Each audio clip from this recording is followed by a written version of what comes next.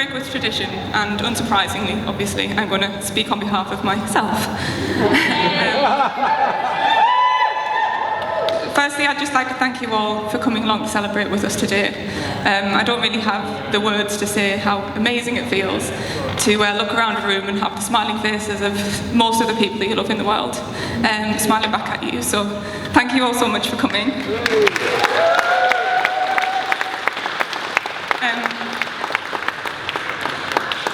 I'd like to extend a special thank you to one of my oldest friends, Grace Robin, for doing our ceremony today.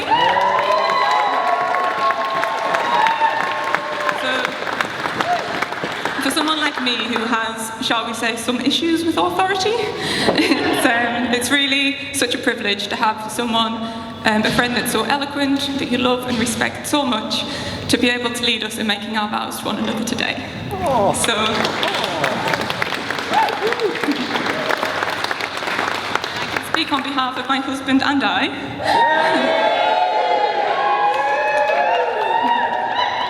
When I say I can't, we could not imagine anybody else marrying us. Thank you, Grace.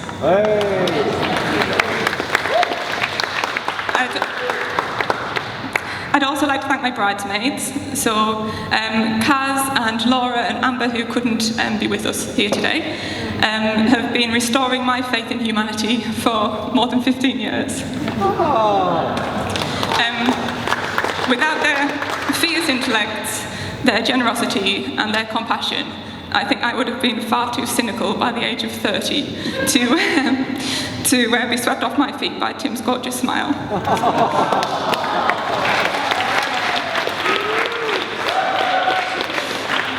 And it makes me hugely proud to have Beth alongside these extraordinary women today, as she turns out to be a pretty extraordinary young woman herself.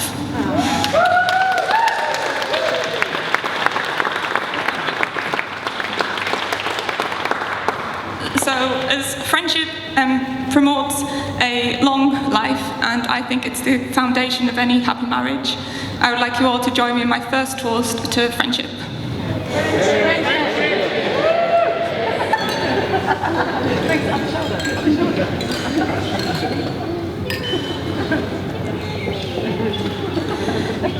Now, despite my objections to being given away, it actually means the world to me that my mum, my dad, and my sister Laura have welcomed Tim into our family from day one. But I don't think I need to thank them for that. It might come as a surprise to those of you who have witnessed my dad's ability to get into an argument with anybody. but both of my parents have only ever demonstrated how easy it is to love those that love our loved ones properly.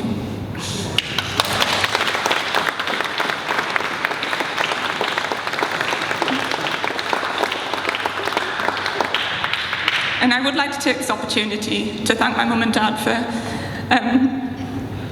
for instilling in me the sense to know my own mind and the confidence to speak it.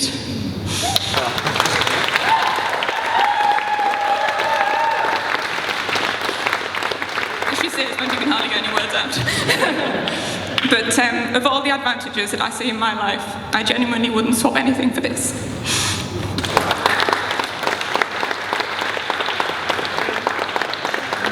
So please join me in my second toast to family.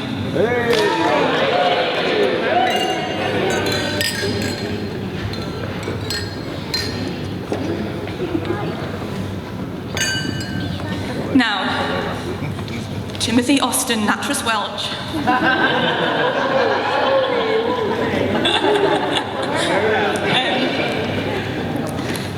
The day I met Tim, earlier that day, we were at a music festival, as Grace said, and I sat on the grass in the sun with Kaz, Caroline, and she was planning her own wedding at that time.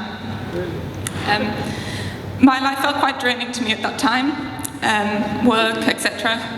And I remember saying something to Kaz along the lines of, I'm sure I'll meet somebody, but it just makes me feel a little bit sad that they won't know me when I was young, when we were carefree, when we were slightly reckless, and a lot more fun.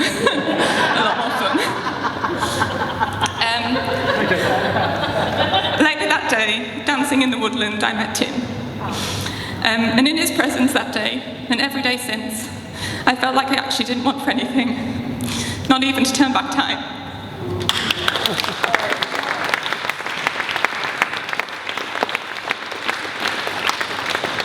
But simply felt fortunate and grateful for everything that had passed, because it had brought me there. I think that's the last of the crying. Right. Tim and I are very different people. Tim has a remarkable ability to take pleasure in life, to find the joy in every interaction, every single meal, every day. Everything he does to the best of his ability. Whether it's designing a building, painting an army of high elves, or even just unblocking the bloody drain. Tim, I absolutely love the way that you greet every day with your heart open and your sleeves rolled up.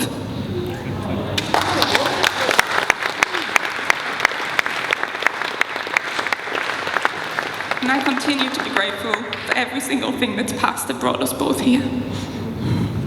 So please join me in raising my last toast to my beautiful husband, to Tim.